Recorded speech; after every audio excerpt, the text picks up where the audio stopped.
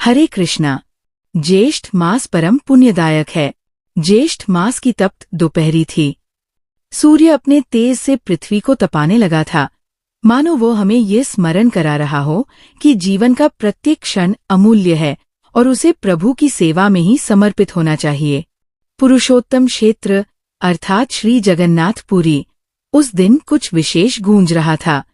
मंदिर की घंटियों की ध्वनि में कोई रहस्य छिपा था, कोई संकेत, कोई अमोघ संदेश, जिसे सुनने के लिए आत्मा व्याकुल हो उठे। एक वृद्ध ब्राह्मण, जिनकी आंखों में अनुभव की झीलें थीं और हृदय में भक्ति की जलधारा प्रवाहित होती थी, मंदिर के सिंहद्वार पर खड़े होकर शिष्यों को एक अलभ्य कथा सुनाने लगे। उनके शब्दों में ऐसा आकर्षण था, मानो स्वयं श्री बलभद्र जी की गदा का आघात हो। सौम्य पर प्रभावशाली, उन्होंने कहना आरंभ किया, क्या तुम जानते हो कि एक बार स्वयं कालचक्र रुक गया था, जब भगवान जगन्नाथ, बलभद्र और देवी सुभद्रा जी ने एक भक्त की पुकार सुनी थी? वह कोई राजा नहीं था, न कोई ऋषि, एक साधारण व्यक्ति था, लेकिन उसकी भक्ति असाधारण थी। शिष्यों की आंखें चमक उठीं। उस भक्त का नाम था अच्युतदास। वह पुरी के पास एक छोटे से गांव में रहा करता था। बचपन से ही उसका मन संसार से विमुख था। खेलना, खाना, धन कमाना, इन सब से उसका कोई वास्ता नहीं था। बस दिन भर भगवान श्री जगन्नाथ के नाम का जाप करता और रथ यात्रा की प्रतीक्षा करता रहता। पर क्या तुम जानते हो, एक वर्ष जब रथ यात्रा का समय आया, अच्युतदास के शरीर में अकस्मात ज्वर ने प्रवेश कर लिया। वह चलने फिरने तक में असमर्थ हो गया। पर उसकी जिद थी, मैं प्रभु के रथ का दर्शन करूंगा, चाहे प्राण रहें या न रहें। गांव वालों ने बहुत समझाया, बुखार में मत जाओ, गर्मी भी बहुत है। लेकिन वो बोला, अगर मैं रथ नहीं देख पाया तो मेरा जीवन व्यर्थ है। शिष्य थर्रा उठे, एक साधारण भक्त, इतनी निष्ठा। अच्युतदास रथ यात्रा के दिन लाठी टेकते हुए मंदिर की ओर बढ़ा। उसकी सांसें फड़फड़ा रही थी, पर हर कदम पर वो जय जगन्नाथ कहकर चलता रहा। मंदिर के समीप पहुंचते ही वो गिर पड़ा। आंखें बंद होने लगी, लेकिन होठों पर मुस्कान थी। उसकी आत्मा ने प्रभु को पुकारा, हे नील चक्रधारी, क्या मेरी अंतिम इच्छा अधूरी रह जाएगी?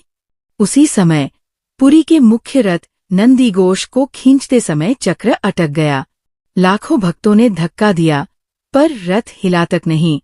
राजा, पंडित, सेवक, सब चकित। तभी महापात्रा ने स्वप्न देखा, मेरे प्यारे भक्त अच्युतदास को रथ दर्शन के बिना मत जाने दो। तुरंत सेवक दौड़े, अच्युतदास को 4 व्यक्तियों ने उठाकर लाया और प्रभु के रथ के समक्ष लेटाया। कहते हैं, जैसे ही उसकी दृष्टि रथ पर पड़ी, वैसे ही रथ हिलने लगा। चक्र घूम गया, रथ आगे बढ़ चला और उसी क्षण अच्युतदास ने शांत भाव से देह त्याग दी। वृद्ध ब्राह्मण ने श्वास भरी, अब बताओ, क्या ये कोई साधारण घटना थी? शिष्य निःशब्द, जैसे शब्द उनके पास थे ही नहीं। ये है पुरुषोत्तम क्षेत्र की महिमा।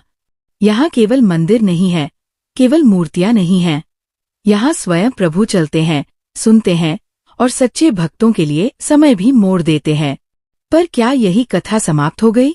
वृद्ध ने मंद मुस्कान दी, नहीं, कथा यही नहीं रुकती। अच्युतदास की आत्मा आज भी मंदिर की परिक्रमा करती है। हर रथ यात्रा में वह सबसे आगे रहता है, अदृश्य रूप में। जो उसे पुकारे वह दर्शन पा सकता है। परंतु उन्होंने दृष्टि उठाई, अगली रथ यात्रा में जो घटना होने वाली है वह 1000 वर्षों में एक बार होती है। कौन है वह भाग्यशाली जिसे भगवान स्वयं रथ पर बुलाएंगे? कौन है वह जिसके स्पर्श से फिर से कालचक्र थम जाएगा? शिष्य जैसे सांस रोककर सुन रहे थे। ये रहस्य मैं कल बताऊंगा, पर याद रखना, उस व्यक्ति का नाम कल रात स्वयं भगवान ने एक स्वप्न में लिया है। वह नाम मंदिर की दीवारों पर अंकित हो चुका है, पर उसे पढ़ पाना हर किसी के लिए संभव नहीं। क्या आप जानना चाहेंगे उस अलौकिक घटना का रहस्य? क्या आप जानना चाहेंगे कौन है वो साधक जिसे श्री बलराम जी स्वयं रथ पर बिठाएंगे? तो जुड़िए BRS ज्ञान के साथ। अगली कथा में हम खोलेंगे वो रहस्य जो युगों से छिपा था। हरे कृष्णा।